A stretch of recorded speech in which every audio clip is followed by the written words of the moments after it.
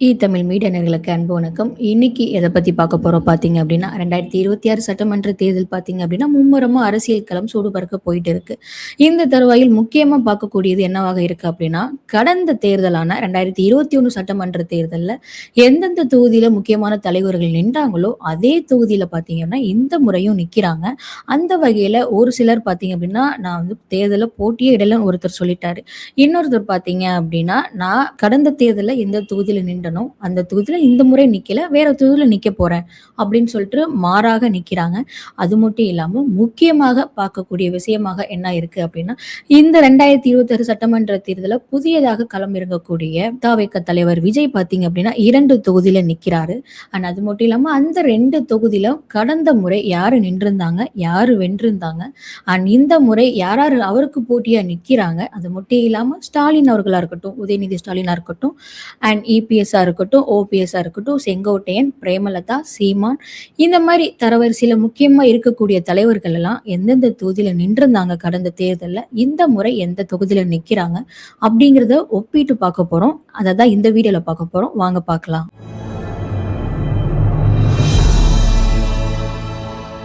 கடந்த முறை பார்த்தீங்க அப்படின்னா 2021 சட்டமன்ற தேர்தலில் ஸ்டாலின் அவர்கள் கொளத்தூர் தொகுதியில் தான் போட்டியிட்டாங்க.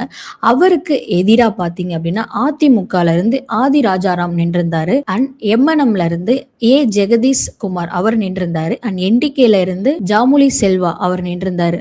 அண்ட் இதுல பாத்தீங்க அப்படின்னா அதிகப்படியான ஓட் வித்தியாசத்துல, அதாவது ஸ்டாலின் அவர்கள் 1,05,522 வாக்கு பெற்று கொளத்தூர் தொகுதியை வென்றிருந்தாரு. அண்ட் அது மட்டும் இல்லாம எவ்வளவு வித்தியாசம் பாத்தீங்க அப்படின்னா, அவருக்கும் அவர் கூட போட்டியிட்டவங்களுக்கும் கிட்டத்தட்ட 70,000 கிட்ட அவங்களுக்கு டிஃபரன்ஸ் இருக்கு. அண்ட் இந்த முறை பாத்தீங்க அப்படின்னா திமுகல இருந்து அதே தொகுதியில ஸ்டாலின் அவர்கள் தான் நிக்கிறாங்க. அண்ட் ஏடிஎம்கேல இருந்து பாத்தீங்க அப்படின்னா சந்தன கிருஷ்ணன் அவர் நிக்கிறாரு. அண்ட் என்டிகேல பாத்தீங்க அப்படின்னா சவுந்தரபாண்டியன் லூதர் சிக் அவர் நிற்கிறாரு. டிவிகேல பார்த்தீங்கன்னா விஎஸ் பாபு அவர் நிற்கிறாரு. அண்ட் அதற்கப்புறம் துணை முதலமைச்சரான உதயநிதி ஸ்டாலின் அவர்கள் பார்த்தீங்க அப்படின்னா போன முறை தேர்தலில் அவர் சேப்பாக்கம் தொகுதியில் நின்றிருந்தாரு. இந்த முறையும் பார்த்தீங்க அப்படின்னா சேப்பாக்கம் தொகுதியில் நிற்கிறாரு. அண்ட் அவருக்கு எதிராக போன முறை பிஎம்கேல இருந்து கஷாலி நின்றிருந்தாங்க, என்டிகேல இருந்து ஜெயசிம்ம ராஜா நின்றிருந்தாங்க, அண்ட் ஐஜேகேல இருந்து முகமது இட்ரிஸ் அவங்க நின்றிருந்தாங்க. அண்ட் இதுல பாத்தீங்க அப்படின்னா உதயநிதி ஸ்டாலின் அவர்கள் 93,285 வாக்கு பெற்று வெற்றி அடைந்தாரு. கிட்டத்தட்ட அவருக்கும் 2ஆம் இடம் பிடித்திருக்கக்கூடிய கஷாலி அவங்களுக்கும் பாத்தீங்க அப்படின்னா கிட்டத்தட்ட 69,355 டிஃபரெண்ட் வருது. அண்ட் அது மட்டும் இல்லாம இந்த முறையும் பாத்தீங்க அப்படின்னா உதயநிதி ஸ்டாலின் அவர்கள் அவர் போன முறை எந்த தொகுதியில நின்று வென்றிருந்தாரோ இந்த முறையும் பாத்தீங்க அப்படின்னா அதே தொகுதியில தான் நிக்கிறாரு, சேப்பாக்கம்ல தான் நிக்கிறாரு. இந்த முறை அவருக்கு எதிராக பாத்தீங்க அப்படின்னா ஏடிஎம்கேல இருந்து அதிராஜாராம் நிக்கிறாரு. ஆல்ரெடி பாத்தீங்கன்னா அதிராஜாராம் போன 2021 சட்டமன்ற தேர்தல் ஸ்டாலின் அவர்களுக்கு எதிராக ஏடிஎம்கே தரப்புல இருந்து கொளத்தூர் தொகுதியில நின்றிருந்தாரு. இந்த முறை பாத்தீங்க அப்படின்னா துணை முதல்வரான உதயநிதி ஸ்டாலினுக்கு எதிராக சேப்பாக்கம்ல அதிராஜாராம் நிக்கிறாரு. அண்ட் என்டிகேல இருந்து பாத்தீங்க அப்படின்னா ஆயிஷா பேகம் நிக்கிறாங்க, டிவிகேல இருந்து டி செல்வம் நிக்கிறாங்க. அண்ட் நமக்கு ஆல்ரெடி தெரிஞ்ச மாதிரி இந்த முறை மக்கள் நீதி மையம் தலைவரான கமலஹாசன் அவர்கள் போட்டியிடலன்னு சொல்லிட்டாரு. அவர் அபிஷியலாவே திமுகல கூட்டணி இணைஞ்சிட்டாரு. அண்ட் 2021ஆம் ஆண்டு கமலஹாசன் அவர்கள் பாத்தீங்க அப்படின்னா சவுத் கோயம்புத்தூர்ல தான் நின்றிருந்தாங்க. அங்க பாத்தீங்க அப்படின்னா தோல்வியை தான் தழுவி இருந்தாரு. அதுவும் எவ்வளவு வித்தியாசத்தை பாத்தீங்க அப்படின்னா 1,728 வாக்கு வித்தியாசத்துல கமலஹாசன் அவர்கள் தோல்வியை பார்த்திருந்தாங்க. அவருக்கு எதிராக பாத்தீங்க அப்படின்னா அங்க கோவைன்னு வந்தாலே அதிகபட்சமா அதிமுகவோட ஆதிக்கம் தான் அங்க அதிகமாவே இருக்குன்னு சொல்லப்படுது. அதாவது பிஜேபியில இருந்து வானதி ஸ்ரீனிவாசன் அவங்க நின்றிருந்தாங்க. அண்ட் அவங்க வந்து வாக்கு வித்தியாசம் எவ்வளவு வென்றிருந்தாங்க பாத்தீங்கன்னா 53,209 வாக்கு பெற்றிருந்தாங்க. அவங்களுக்கு அடுத்தபடியா கமலஹாசன் பாத்தீங்க அப்படின்னா 51,481 வாக்கு வித்தியாசம் பெற்றிருந்தாரு. கிட்டத்தட்ட 1,728 வித்தியாசத்துல தோல்வியை பார்த்திருந்தாரு கோயம்புத்தூர்ல. அண்ட் முக்கியமா இந்த முறை கோயம்புத்தூர் கமலஹாசன் அவர்கள் போட்டியிட்ட அந்த தொகுதியில யார் நிக்கிறாங்க பாத்தீங்க அப்படின்னா டிஎம்கேல இருந்து வி செந்தில் பாலாஜி அவர் நிக்கிறார். ஆல்ரெடி பாத்தீங்க அப்படின்னா அவர் கரூர் தொகுதியில நின்று ஜெயிச்சிருந்தாரு. இந்த முறை கோயம்புத்தூர் ஏடிஎம்கே ஒரு ஸ்ட்ராங்கான ஒரு தொகுதியா தான் இருக்குங்கிறனால திமுகல இருந்து என்ன பண்ணிருக்காங்க அப்படின்னா ஸ்ட்ராங்கான ஒரு கேண்டிடேட்டான வி செந்தில் பாலாஜி அவர்களை திமுக தரப்புல இருந்து கோவை தெற்குல நிக்க வச்சிருக்காங்க. அண்ட் அதுக்கப்புறம் பார்த்தீங்க அப்படின்னா, பன்னீர்செல்வம் அவர்கள் அதிமுக தரப்புல இருந்து போன சட்டமன்ற தேர்தல்ல போடிநாயக்கனூர்ல அந்த தொகுதியில நின்றிருந்தாரு. அந்த முறை வெற்றியை பார்த்திருந்தாரு. அங்க ஏடிஎம்கே தரப்புல இருந்து பன்னீர்செல்வம் பார்த்தீங்க அப்படின்னா, அதாவது 1,00,000 கிட்ட ஒரு ஓட்டு வித்தியாசம் பெற்று வெற்றியை பார்த்திருந்தாரு. அண்ட் டிஎம்கேல இருந்து பார்த்தீங்க அப்படின்னா, தங்க தமிழ் செல்வன் அவர் வந்து பார்த்தீங்கன்னா 89,029 வாக்கு பெற்றிருந்தாரு. கிட்டத்தட்ட 2 பேருக்கும் பார்த்தீங்க அப்படின்னா 11,021 வாக்கு வித்தியாசத்துல தான் பன்னீர்செல்வம் அவர்கள் அந்த இடத்துல வென்றிருந்தாரு. அண்ட் இந்த முறை அவர் பார்த்தீங்க அப்படின்னா திமுக கூட்டணியில இணைஞ்சு திமுகக்காக அதே தொகுதியில, அதாவது பொடிநாயக்கனூர்ல பார்த்தீங்க அப்படின்னா அங்கேயே நிக்கிறாரு. போன முறை அவர் என்னதான் ஏடிஎம்கேக்காக நின்றாலும் இந்த முறை அவர் அங்க நிக்கிறாரு. அண்ட் எந்த அளவுக்கு வாக்கு வித்தியாசம் பெறுவாரு அப்படின்னு தெரியல. அண்ட் இவருக்கு எதிராக அவர் நிக்கக்கூடிய அதே தொகுதியில அதிமுகல இருந்து வி.டி. நாராயணசுவாமி அவர் தான் நிக்கிறாரு. அண்ட் என்டிகேல இருந்து பார்த்தீங்க அப்படின்னா கலையரசு அவங்க நிக்கிறாங்க. டிவிகேல இருந்து எஸ் பிரகாஷ் குமார் அவர் நிக்கிறாரு. அண்ட் அது மட்டும் இல்லாம 2021 சட்டமன்ற தேர்தல் பாத்தீங்க அப்படின்னா அதிமுக தரப்புல இருந்து செங்கோட்டையன் அவர்கள் பாத்தீங்கன்னா கோபிசெட்டிப்பாளையம்ல போட்டியிட்டு 1,08,608 வாக்கு வித்தியாசத்துல வெற்றியை பார்த்திருந்தாரு. அவருக்கு எதிராக திமுக இருந்து ஜிவி மணிமாறன் நின்றிருந்தாரு. அவர் 80,045 வாக்கு பெற்றிருந்தார். கிட்டத்தட்ட 2 பேருக்கும் பாத்தீங்க அப்படின்னா 28,563 வாக்கு வித்தியாசத்துலதான் செங்கோட்டையன் அவர்கள் வெற்றியை பார்த்திருந்தாரு. அண்ட் இந்த முறையும் பாத்தீங்க அப்படின்னா அவர் கட்சி மாதிரி, அதாவது இந்த முறை போட்டியிடக்கூடிய தாவேக தலைவர் விஜய் கூட கூட்டணி அமைச்சு இந்த முறை பாத்தீங்க அப்படின்னா கோபிசெட்டிப்பாளையம்லாம் பாத்தீங்க அப்படின்னா செங்கோட்டையன் அவர்கள் நிக்கிறாரு டிவிகே தரப்புல இருந்து. அதிமுக தரப்புல இருந்து அவருக்கு எதிராக யார் நிக்கிறாங்கன்னு பாத்தீங்க அப்படின்னா விபி பிரபு நிக்கிறாரு. அண்ட் திமுகல இருந்து நல்ல சிவம் நிக்கிறாங்க. அண்ட் என்டிகேல இருந்து எம்.கே. சீதாலட்சுமி நிக்கிறாங்க. இப்படி அதிமுகல இருந்து வெளியில வந்தவங்க நிறைய பேர் இருக்காங்க. அதுல முக்கியமான தலைவர்கள் தான் ஒன்னு பன்னீர்செல்வமா இருக்கட்டும், செங்கோட்டையன் 2 பேருமே பாத்தீங்க அப்படின்னா தனித்தனி கட்சிக்கு தான் போயிருக்காங்க. அண்ட் எடப்பாடி பாத்தீங்க அப்படின்னா கடந்த சட்டமன்ற தேர்தல்ல 2021 சட்டமன்ற தேர்தல் எடப்பாடி தொகுதியில தான் நின்றிருந்தாரு. அங்க பாத்தீங்க அப்படின்னா 1,63,154 வாக்கு பெற்று அவரோட தொகுதியில வென்றிருந்தாரு. அண்ட் அவருக்கு எதிராக திமுகல இருந்து டி. சம்பத்குமார் அவர் நின்றிருந்தாரு. அவர் 69,352 வாக்கு பெற்றிருந்தாரு. கிட்டத்தட்ட 2 பேருக்கும் பாத்தீங்க அப்படின்னா வாக்கு வித்தியாசம் 93,802 வாக்கு வித்தியாசத்துலதான் அதிமுகல போட்டியிட்ட எடப்பாடி பழனிசாமி பாத்தீங்க அப்படின்னா வெற்றியை பார்த்திருந்தாரு. அண்ட் இந்த முறையும் பாத்தீங்க அப்படின்னா அதே எடப்பாடி தொகுதியில எடப்பாடி பழனிசாமி நிக்கிறாரு. அவருக்கு எதிராக திமுகல இருந்து காசி அப்படிங்கிறவங்க நிக்கிறாங்க. அண்ட் என்டிகேல இருந்து பிரியதர்சினி நிக்கிறாங்க.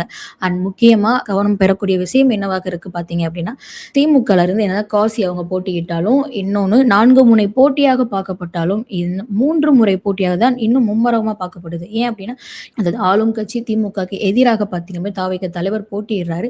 234 சட்டமன்ற தொகுதியில பாத்தீங்க அப்படின்னா 233 தொகுதியில மட்டும்தான் டிவிகேல நிக்கிறாங்க. ஒரு தொகுதி, அதாவது இந்த எடப்பாடி தொகுதியில பாத்தீங்க அப்படின்னா தாவேக்கால இருந்து நிக்கக்கூடிய நபர் மர்ம முறையாக மாயமாயிட்டாருங்கிற மாதிரி சொல்லப்பட்டுச்சு. ஏன் அவர் அங்க நிக்கல அப்படிங்கிறது தெரியல.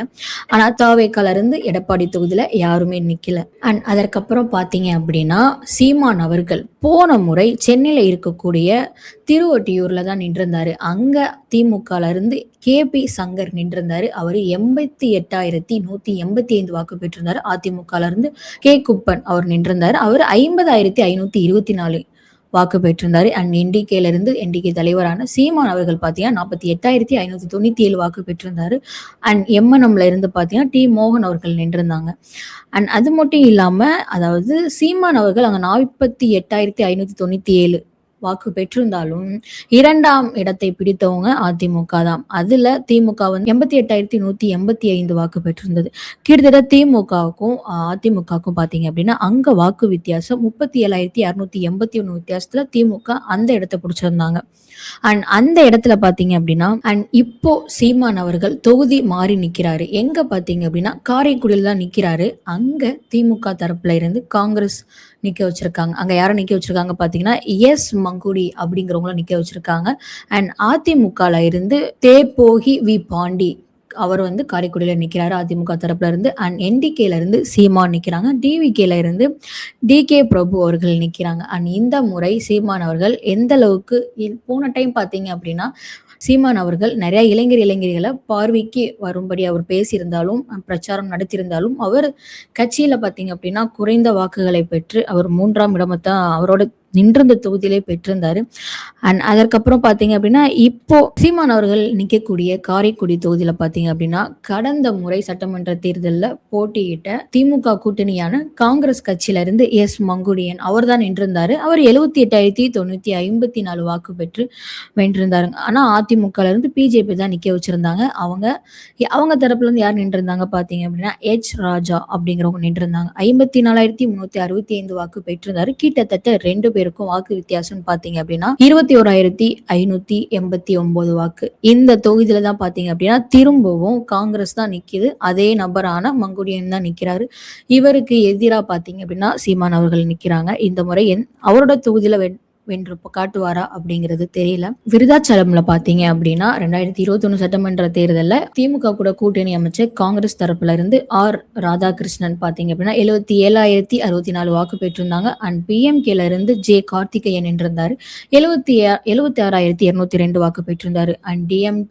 அண்ட் தேமுதிகல இருந்து பாத்தீங்க அப்படின்னா பிரேமலதா விஜயகாந்த் அவங்க 25,908 வாக்கு தான் பெற்றிருந்தாங்க. NDKல இருந்து பாத்தீங்கன்னா அமுதா அவர்கள் 8,642 வாக்குகள் தான் பெற்றிருந்தாங்க. பிரேமலதா 25,000 வாக்குகள் தான் பெற்றிருந்தாங்க. கிட்டத்தட்ட திமுக பாத்தீங்க அப்படின்னா 77,000க்கும் மேல வாக்கு வித்தியாசத்துல அங்க வெற்றியை பார்த்திருந்தாங்க. அதாவது அங்க அவங்களுக்கும் சரி, திமுகக்கும் சரி, பிரேமலதாக்கும் சரி, ஸோ ரொம்பவே வாக்கு வித்தியாசம் ரொம்பவே அதிகமாக தான் இருக்கு. அண்ட் இந்த முறையும் பாத்தீங்க அப்படின்னா பிரேமலதா கடந்த முறை போட்டிக்கிட்ட அதே தொகுதியான விருதாச்சலம் தான் நிக்கிறாங்க. இந்த முறை பாத்தீங்க அப்படின்னா அவங்க கூட்டணியை மாத்தி அமைச்சு, அதாவது திமுக கூட கூட்டணி அமைச்சு இப்போ பிரேமலதா விஜயகாந்த் அவர்கள் அவங்களுக்கு அந்த தொகுதி வழங்கப்பட்டிருக்கு.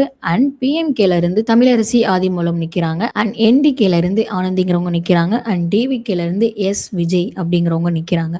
அண்ட் இப்போ எல்லாமே கவனம் பெறக்கூடிய 2 தொகுதியில நிக்கிறவர் தான் தாவேகா தலைவர் விஜய்.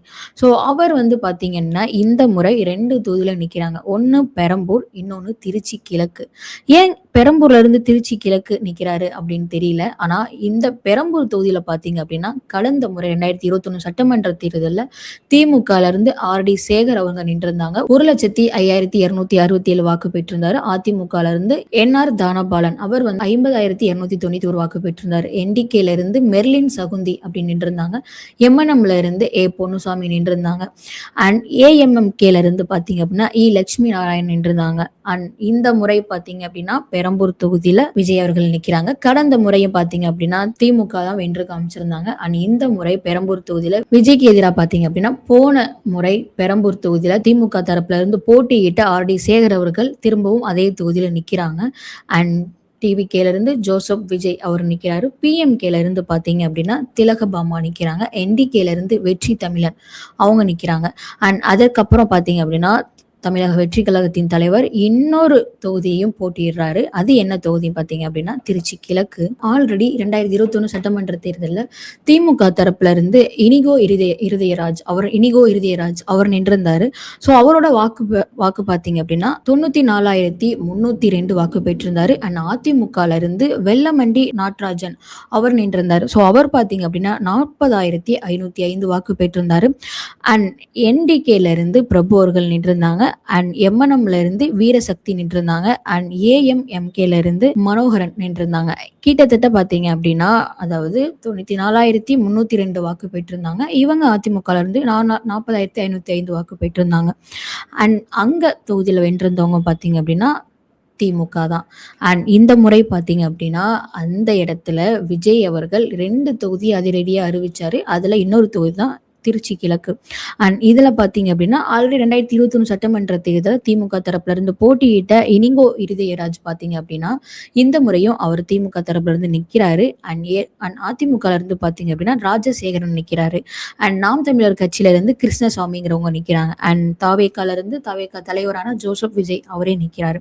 அண்ட் இந்த முறை யார் வெல்ல போறா அப்படிங்கிறது தெரியல.